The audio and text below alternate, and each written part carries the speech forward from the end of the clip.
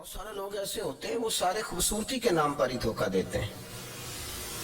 آپ کو پتہ ہے کہ جو آدمی کسی کو لالچ دیتا ہے تو کسی کو لوٹنے کے لیے اسے لالچ دینا بڑا ضروری ہوتا ہے. لوگ پہلے لالچ دیتے ہیں پھر لوٹتے ہیں. پہلے مکمل لالچ دیتے ہیں, یہ چیز مل جائے گی, یہ چیز مل جائے گی. لوگ مکمل لالچ دیتے ہیں, اس کے بعد پھر لوٹتے ہیں. اور اگر لالچ نہ دیں تو کوئی آدمی قابو آئے گا؟ لوگ لوٹتے ہیں لالچ دے کر.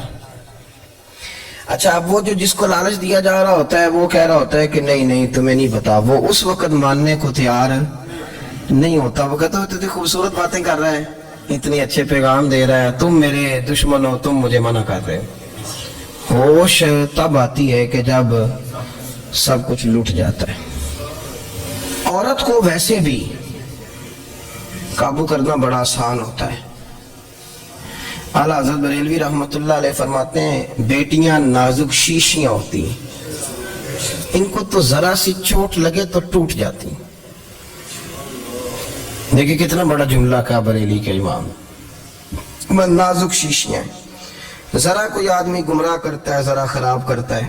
اب دیکھیں نا, جو بچیوں کو بچے مس گائیڈ کرتے ہیں, انہیں بڑے بڑے خواب دکھاتے ہیں, وہ بیچاری ماں باپ کو چھوڑ کے, بہن بھائی کو چھوڑ کے اس کے ساتھ شادی کرتی ہے. پھر جو اس کا بعد میں اشر ہوتا ہے, آپ ادلیاں نو سردار پہن تکے تے شرما والیاں نو جھوٹے ڈولیاں دے. پھر وہ بیچاری ماں باپ رکھتے نہیں, وہ ظلم کرتا ہے, تو کتنی بڑی تکلیف میں وہ بچی آ جاتی. نازک شیشی ہوتی ہے نا تو ٹوٹ جاتی. یہی حال اب جدید خواتین اور یہ جو کچھ اینکر پرسن ہیں, یہ اصل میں نا یہ آپ کو سیاست سکھاتے ہیں, لیکن یہ مادر پیدر آزاد لوگ ہیں, بالکل آزاد. یہ تو علماء شور نہ کریں, بات نہ کریں, گفتگو نہ کریں, مشائخ بات نہ کریں, اور یہ جو کچھ سنجیدہ اور دینی طبقہ ہے یہ کوئی شور نہ کرے, یہ تو روڈوں پہ ننگے ہو کے آ جائے. معاذاللہ خوفناک نظریہ رکھتے ہیں یہ لوگ. عورت کو کہتے ہیں تیرے حقوق ہم تجھے لے کے دیں گے. مثلاً وہ کون سا حق ہے جو تم نے لے کے دینا ہے؟ میرے نبی کریم صلی اللہ علیہ وسلم اس کو بیٹی بھی بنایا ہے, اس کو بہن بھی بنایا ہے, اس کو ماں بھی بنایا ہے, اسے بیوی کا عالی شان رتبہ بھی عطا فرمایا ہے.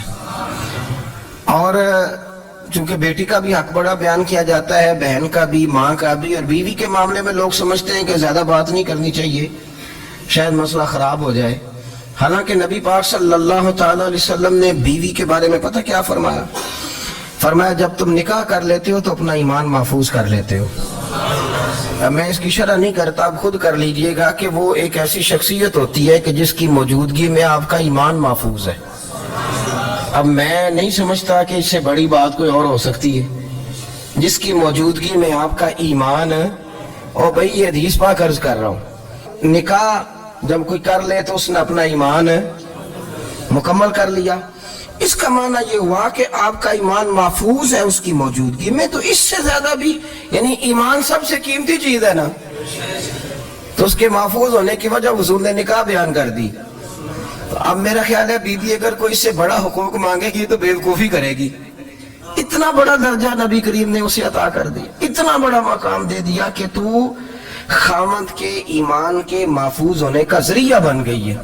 عورت کو جو حقوق رسول کریم صلی اللہ تعالی علیہ وسلم نے عطا فرمائے, نبی پاک نے جو حقوق دیے. دیکھیں نا, حضرت عبداللہ ابن عمر رضی اللہ تعالیٰ عنہ کی اہلیہ بیمار تھی, تو جلدی جلدی سے وہ آئے. تو جب بہت جلدی ہو, سفر بڑا شدید تھا, تو آپ نے جلدی سے نماز ادا کی, جلدی سے چلے. آپ کے خادم کہنے لگے حضور خیریت ہے؟ فرمایا میری بیوی بیمار ہے. تو اس نے عرض کی حضور آپ کی اہلیہ بیمار ہے, تو آپ نے نماز بھی جلدی سے پڑھی, سفر بھی جلدی جلدی کیا. تو فرمانے لگے یہ وہ چیزیں ہیں جو ہمیں مدینے والے رسول نے سکھائی. آپ اس کیفیات کو سمجھیں کہ حضور صلی اللہ علیہ وسلم نے درس دیا. اور پھر ایک اور بہت بڑی بات, یہ فضیلت کسی اور کو نہیں دی. جو عورت کو حضور نے فضیلت دی, یہ فضیلت کسی اور کو نہیں دی. کبھی حضور نے فرمایا کہ تمہارا ابا تمہارے ساتھ بہت سخت رویہ کرے تو تم نے اس کو اس سختی پر داد دینی ہے.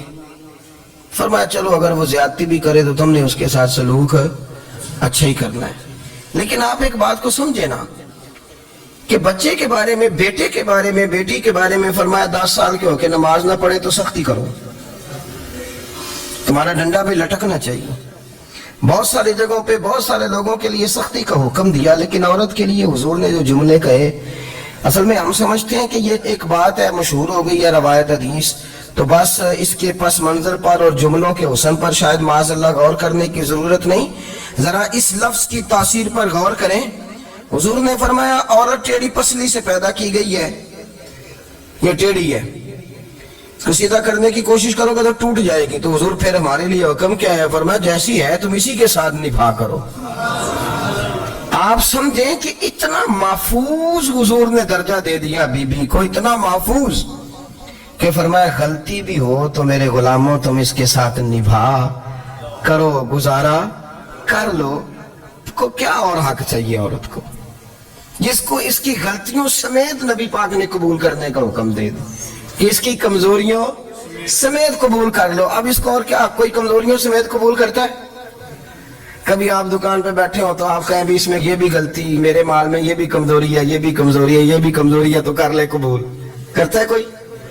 کوئی شخص ایسا ہو جو کسی چیز کی کمزوریاں بیان کر کے کہ اسے قبول کرو؟ پر رسول کریم صلی اللہ تعالی علیہ وسلم نے نا ہمیں سبق دیا، حضور نے ہمیں درس دیا، نبی پاک نے ہمیں پیغام دیا۔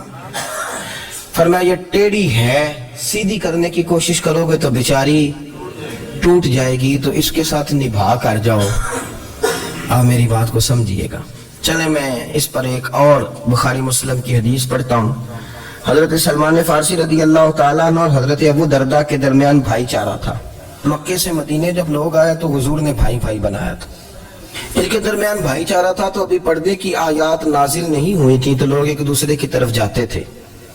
حضرت سلمان فارسی رضی اللہ تعالیٰ عنہ حضرت ابو دردہ رضی اللہ تعالیٰ عنہ کے گھر میں تشریف لے گئے تو دیکھا کہ ان کی بیوی بڑی غمگین بیٹھی ہیں۔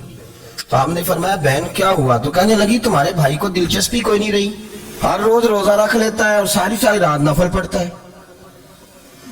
حضرت سلمان فارسی کہنے لگے ٹھیک ہے کر لیتے ہیں بندوبست۔ نماز دین ہے کہ نہیں؟ دین ہے نا یہ چیزیں۔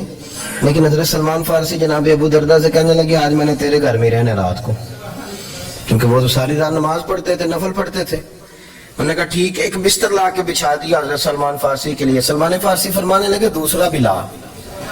کہا وہ کیا کرنا ہے؟ فرمانے لگے تو نے بھی سونا ہے، میں نے بھی سونا ہے، تو نے بھی سونا ہے، عشاء پڑھیں گے اور پھر دونوں سوئیں گے۔ کہا میں نے تو نماز پڑھنی ہے۔ فرمایا تہجد کے وقت اٹھ کے پڑھیں گے، اللہ کے رسول بھی رات آخری حصے میں جا کے نماز پڑھتے ہیں۔ ادھر ساتھ سنا لیا، وہ تھوڑی کو دیر سوئے، اب عادت تھی ساری رات اٹھنے کی، ذرا اٹھنے لگے بستر سے تو حضرت سلمان فارسی فرمایا چپ کر کے سو جا، بڑی رات پڑی ہوئی ہے، چپ کر کے سو جا۔ وہ لیٹ گئے، پھر اٹھنے لگے تو فرمایا سو جا چپ کر کے، بڑا ٹائم ہے۔ سحری کے وقت اٹھے، نفل پڑھے، ان کا ارادہ تھا روزہ رکھنے کا، تو فرمانے لگے کل رکھا تھا نا نفلی روزہ، جی رکھا تھا، پرسوں بھی رکھا تھا، ترسوں بھی رکھا تھا۔ فرمایا آج نہیں رکھنا، آج میں تیرا مہمان ہوں، سارا دن کٹھے مل کے روٹیاں کھائیں گے، آج نہیں روزہ رکھنا، سلا دیا۔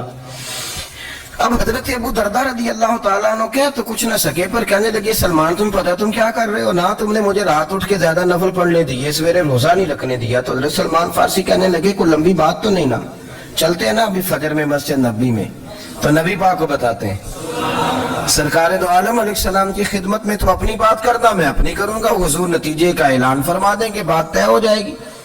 حاضر خدمت ہوئے، عرض کی یا رسول اللہ صلی اللہ تعالیٰ علیہ وسلم یہ ساری رات نفل پڑھتے ہیں، ہر روز روزہ رکھتے ہیں، ان کی اہلیہ غمگین بیٹھی ہیں، حکم فرمائے۔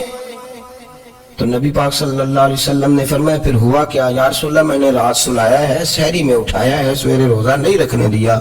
نبی پاک نے فرمایا سلمان فارسی نے ٹھیک کیا، سلمان فارسی نے ٹھیک کیا۔ پھر حضور نے فرمایا، نبی کریم نے فرمایا ابو دردہ تیرے اوپر اگر اللہ کا حق ہے، اس کے رسول کا حق ہے، دین کا حق ہے، تو فرمایا تیری آنکھ کا بھی تیرے اوپر حق ہے، تیرے وجود کا بھی تیرے اوپر حق ہے۔ یہ حضور نے فرمایا تیرے بچوں کا بھی تیرے اوپر حق ہے، تیری بیوی کا بھی تیرے اوپر حق۔ اس حق کو بھی سمجھے، حقوق اللہ بھی ہیں، پر تیری آنکھ کا بھی تیرے اوپر کیا مانا کہ تیری آنکھ سونا چاہتی ہے تو اسے سلا بھی، تیرے وجود کا بھی تیرے اوپر حق ہے، تو تیرا وجود آرام کرنا چاہتا ہے تو اسے آرام بھی کرا. اور پھر وہاں نبی پاک صلی اللہ علیہ وسلم نے فرمایا میں تم سب سننا یہ لفظ حدیث کے.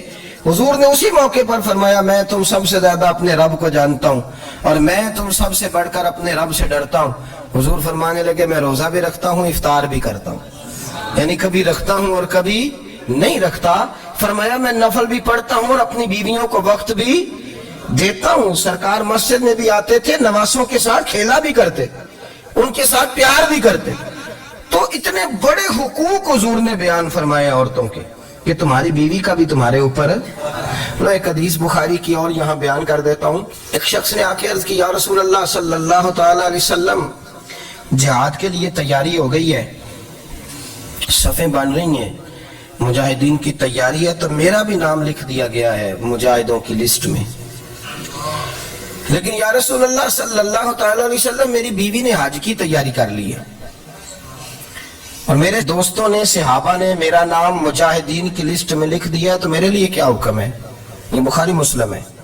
تو نبی پاک صلی اللہ تعالی علیہ وسلم نے فرمایا جہاد پہ کوئی اور چلا جائے گا تو بیوی کے ساتھ حج کرنے جا, اسے محرم کی ضرورت ہے, وہ تیرے بغیر کیسے جائے گی؟ مجاہدین کو تو اور مجاہد مل جائے گا پر تو اپنی بیوی کے ساتھ جانا. نبی پاک صلی اللہ علیہ وسلم نے مرد کو محافظ بنایا ہے, عورت کو مرد کا قیدی نہیں بنایا بلکہ عورت کو حفاظت عطا کی اور مرد کو اس کا محافظ بنایا. اب بچیاں آزاد ہونا چاہتی ہیں اور آزادی بھی وہ والی کہ جو بنیادی طور پر آزادی نہیں, فحاشی ہے. میں نے بہت پہلے کہا ہے کہ اسلام بیٹیوں کو قیمتی سمجھتا ہے. اس بندے کے پاس 20 تولے سونا ہو وہ چوک میں لے کے نہیں آتا, وہ قیمتی چیز ہے اس نے چھپا کے رکھی ہوتی ہے. تو جو نبی پاک صلی اللہ علیہ وسلم کا کلمہ پڑھنے والے بیویاں, اسلام انہیں قیمتی سمجھتا ہے, کہتا ہے کہ تم قیمتی ہو لہذا گھر کے اندر رہو, تم باہر نہ ہو. لیکن عورتیں ہیں کہ ان کو بلا وجہ لوگ خراب کر دیتے ہیں اور بلا وجہ وہ اس مغالطے کا شکار ہو جاتی ہیں. اب آگے بڑھتے ہیں. قرآن مجید نے سورہ نور کی آیت نمبر 30 میں کہا کہ کل للمؤمنین یغضوا من ابصارہم, فرمایا کہ اے محبوب علیہ السلام مومن مردوں سے کہہ دو کہ اپنی نظریں جھکا کے رکھیں, اپنی نظریں.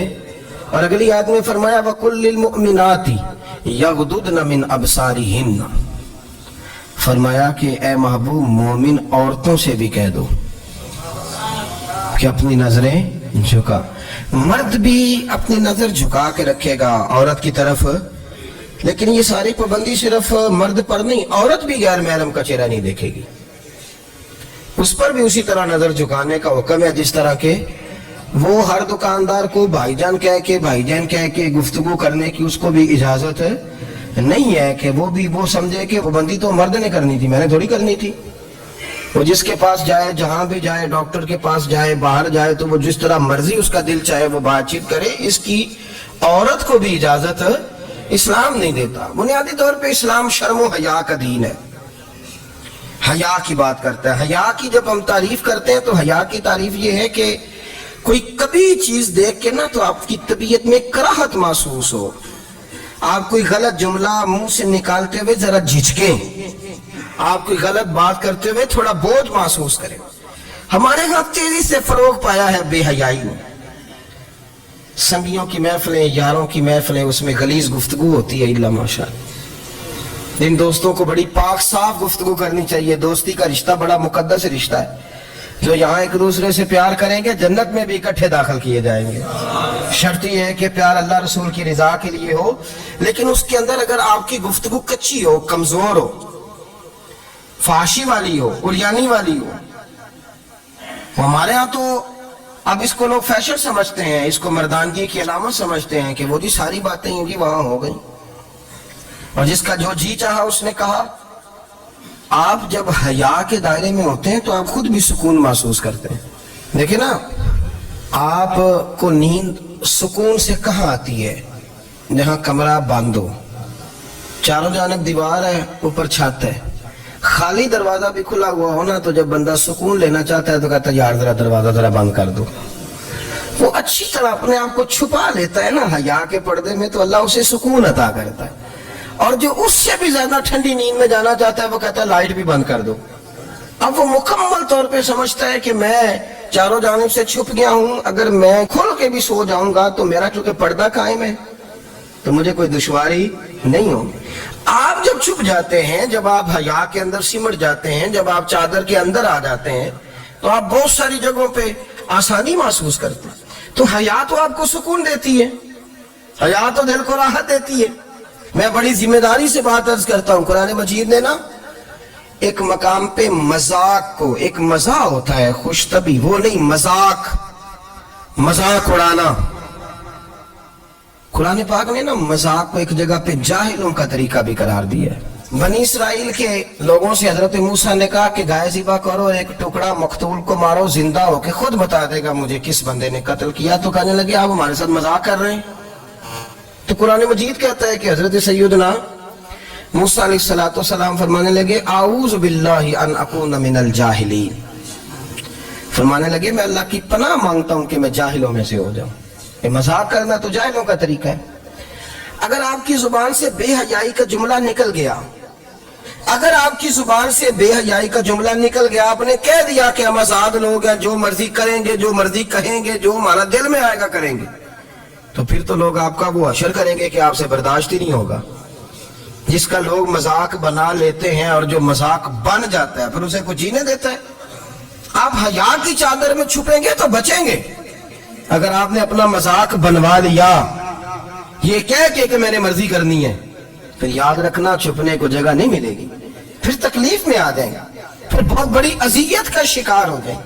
शर्म हया, अरब के अंदर जो कवारी लड़कियां थी उनमें बड़ी हया होती थी। अल्हम्दुलिल्लाह मैं बड़े फख्र से कहता हूँ कि मेरे पंजाब की, मेरे पाकिस्तान की बेटियां भी 20 दफा उनका अब्बा कहे तेरी शादी करनी है तो वो आंख नहीं उठा पाती आज भी। ये तो वो चंद लोग हैं जो कहते हैं हम हाई क्लास हो गए, हमें नहीं पता कि वो रोशन ख्याल हो गए हैं कि रोगन ख्याल हो गए, पता नहीं किधर चले गए। वरना हमारी बेटियां आज भी जब उनसे उनका बाप, उनकी माँ बात करती है तेरी शादी की, तो वो तो शर्म के साथ पिछले से पिछले कमरे में छुपती हैं। ये अल्लाह ने फजल किया हुआ है इस मिल्लत पर। तो अरब की लड़की बड़ी हया वाली होती थी, उससे कोई बात करनी पड़ती थी तो 20 दफा बात की जाती, फिर भी वो औरत छुपती फिरती थी। हजरत आयशा सिद्दीका रज़ी अल्लाह ताला अन्हा फरमाने लगी मेरे नबी पाक सल्लल्लाहु अलैहि वसल्लम अरब की कवारी लड़कियों से भी ज्यादा हया करने वाले।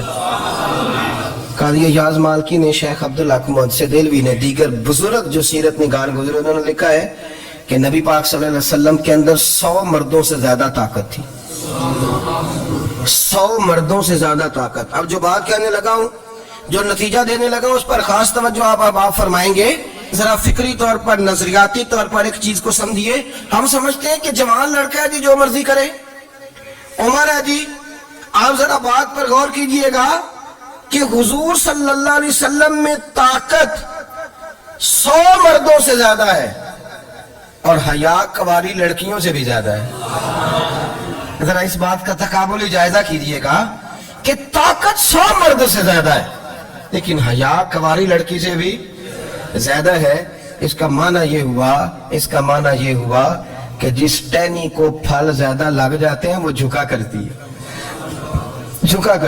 तो हया तो हुस्न है, हया तो आपको पाक साफ करेगा, हया तो आपको निराला करेगा, अनोखा करेगा। वो हमारे एक दानिशवर है, तुमने मजमून लिखा, कई बातें बड़ी पसंद आती हैं। वो कहते हैं कि मेरी अहलिया, उनको भी किसी ने ना मिसगाइड कर दिया था, हालांकि अच्छी खातून है, किसी ने मिसगाइड कर दिया। तो वो भी समाजी और वेलफेयर और ये खवातीन को शौक होता ना बनने का, तो वो भी समाज के अंदर अच्छा मकाम तलाश करने के मूड में आ गई। तो कई एक दिन जाना था तो बड़ी बन संवर के मेरे साथ वो गाड़ी में बैठ गई। तो मैं गाड़ी में, औरतों को ये भी मसला होता है ना कि हमारी तारीफ करो, तो कई दफा बाद मर्दों बेचारों को झूठ बोलना पड़ता है, तो जबरदस्ती कराती है ना जी। तो उसमें गुंजाइश भी दी है शरीयत ने गुंजाइश दी है कि कभी बीवी को राजी करने के लिए खिलाफे वाकया बात करनी पड़े तो कर लेनी चाहिए। तो वो कराती भी हैं। 3 मौके पर खिलाफे वाकया बात करने की इजाजत है। वाकये के खिलाफ भी आप बात कर सकते हैं। जंग के मौके पर 2 लोगों को सुलह कराने के लिए और बीवी को राजी करने के लिए कर लें कोई ऐसी बात, बेशक अपनी तबीयत पे जबर करके कर ले, गुंजाइश है, इजाजत है। तो कहते हैं जब वो गाड़ी में मेरे साथ बैठी बन सवर के, تو وہ تقاضا کرنے لگی کہ میں نے مطلب بڑے اچھے کپڑے پہنے ہیں پر آپ نے توجہ نہیں کرائی. تو سیانا بندہ تھا, وہ چاہ رہا تھا کہ میری خاتون سمجھ جائیں. وہ کہتے ہیں مجھے پتا تھا کہ بیچاری مس گائیڈ ہو گئی یا دل کی بڑی اچھی ہے, سیانی ہے, لیکن اس کو نا کچھ خواتین نے, کچھ لوگوں نے مل کے اس کا ذہن غلط کر دیا ہے کہ سماج میں نکلو, باہر جاؤ, کام کرو, فلاں کرو, اپنی مرضی سے جیو. تو میرے ساتھ گاڑی میں بیٹھی کہیں جانے کے لیے, تو مجھ سے کہنے لگی کہ آپ نے میری طرف توجہ ہی نہیں کی, آپ نے کوئی ذکر ہی نہیں کیا کہ میں کیسی لگ رہی ہوں. تو وہ کہتے ہیں میں نے اسے کہا کہ اگر تو ناراض نہ ہو تو پھر میں صحیح والی تعریف کر دوں. تو اس نے کہا کہ آپ کر دیں. تو کہتے ہیں میں نے درد سے اور خلوص سے اپنی بیوی سے کہا, خلوص کے ساتھ. میں نے کہا میں تو روز گھر ہوتا ہوں, روز شام کو گھر ہوتا ہوں, اگر تو میرے لیے تیار ہوتی تو میں تیری تعریف کرتا, لیکن آج تو باہر جانے کے لیے تیار ہوئی ہے, تو پھر ان سے تعریف کی امید رکھ جن کے لیے تو نے تیاری کی ہے. میرے لیے تیاری کرتی تو میں تو ہر شام تیرے پاس ہوتا ہوں. کہتے ہیں میرے لفظوں میں درد تھا تو وہ بھی رو پڑی. اور کہنے لگی آپ گاڑی روک دیں, مجھے باہر جا کے کسی کو راضی نہیں کرنا, میں نے اسے راضی کرنا ہے جس کو رب کریم نے میرا شوہر بنایا ہے اور میرے لیے منتخب کیا ہے میرے ماں باپ کو. میں واپس لوٹتی ہوں. یہ ایک پہلو ہے سلگتا ہوا, اس کو سمجھا جائے. رسول کریم صلی اللہ علیہ وسلم عرب کی کواری لڑکیوں سے زیادہ حیا والے تھے, کواری لڑکیوں سے زیادہ حضور حیا فرمایا کرتے تھے. جب خانہ کعبہ کی مکہ شریف میں تعمیر ہو رہی تھی نا, اہل عرب اس کو تعمیر کر رہے تھے, تو نبی پاک صلی اللہ علیہ وسلم اپنے چچا حضرت عباس کے ساتھ خانہ کعبہ کی تعریف میں مصروف تھے. تو عرب کے لوگ چونکہ لمبا کرتا پہنتے تھے پیروں تک, تو نیچے اگر کسی وقت کوئی چیز نہیں بھی ہوتی تھی تو کسی کو وہ نظر نہیں آتی تھی, کیونکہ پردہ رہتا تھا, لمبا کرتا پہنا ہوا ہوتا تھا. تو جب بچے, سرکار کی عمر مبارک بھی ابھی تھوڑی تھی, تو اس طرح بچے جب نکلتے تو وہ کئی دفعہ اپنی تہمت اتار دیتے نیچے سے, اور کوئی مزدوری کرنے لگتے تو 3-4 طے کر کے نا تہمت کی کندھے پہ رکھ لیتے, جس طرح کبھی دیہاتوں میں لوگ کپڑا سر پہ رکھتے تھے کہ اوپر اگر کوئی وزنی چیز رکھیں گے تو وہ تکلیف نہیں دے گی.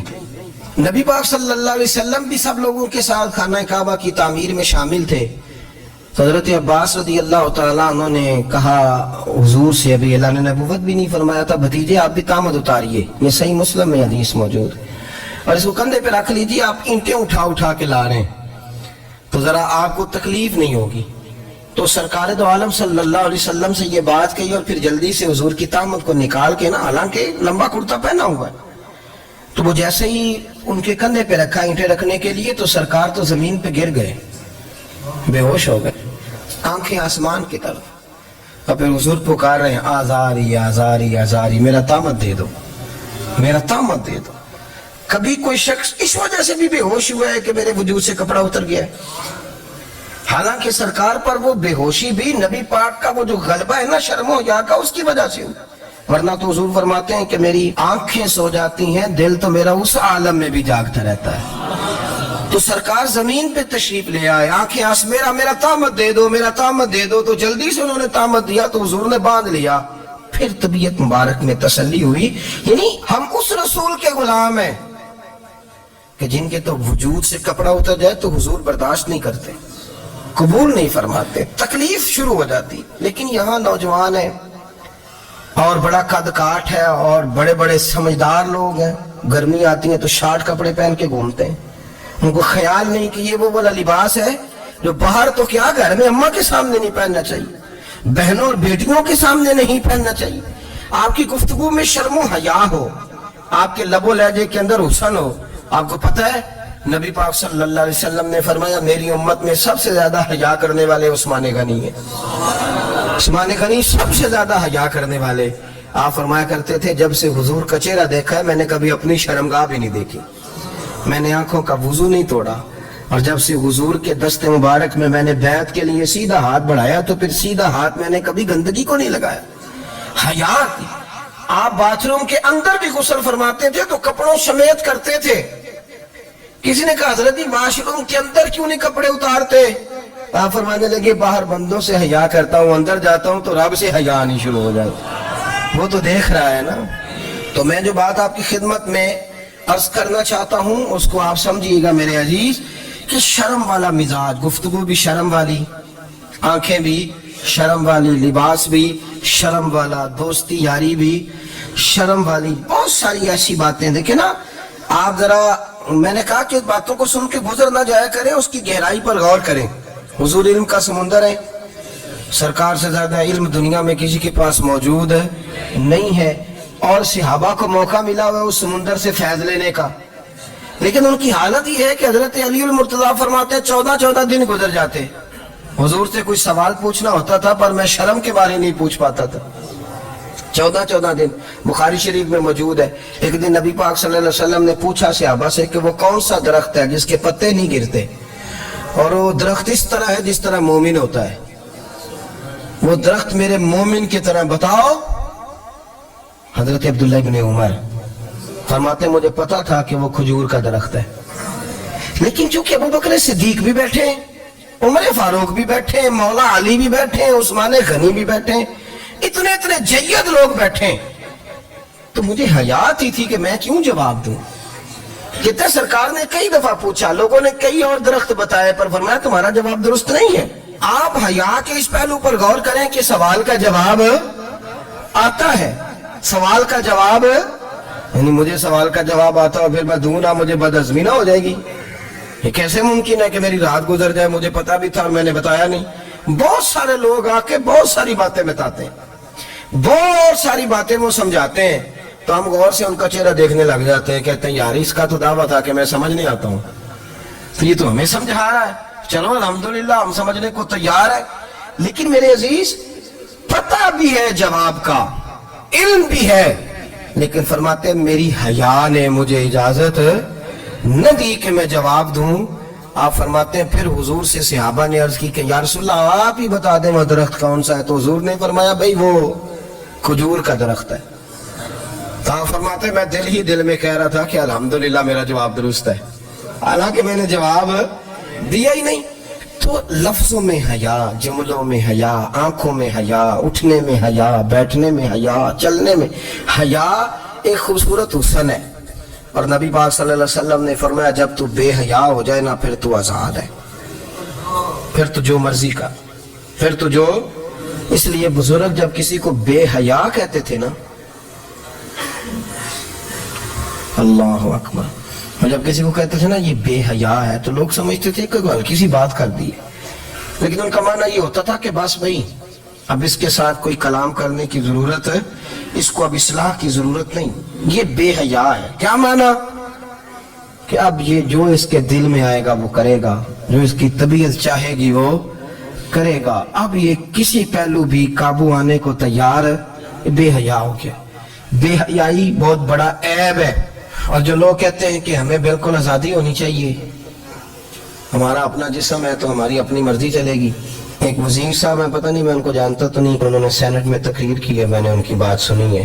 اس نے کہا نہیں بھائی جسم رب کا ہے تو مرضی بھی تو رب کریم کی چلے گی, اور مرضی بھی اللہ کی. یہ مجھے تھوڑا سا مسئلہ ہے جسم پر, کبھی مجھے کثرت سفر سے الرجی ہو جاتی ہے. میرے ساتھ لوگ نا دل سے پیار کرتے ہیں, شاید ہی کوئی اچھا ڈاکٹر ہو جس تک میرے سنگی مجھے لے کے نہ گئے ہوں, پر جسم اللہ کا ہے نا, مرضی بھی جب چاہے گا صحت دے گا.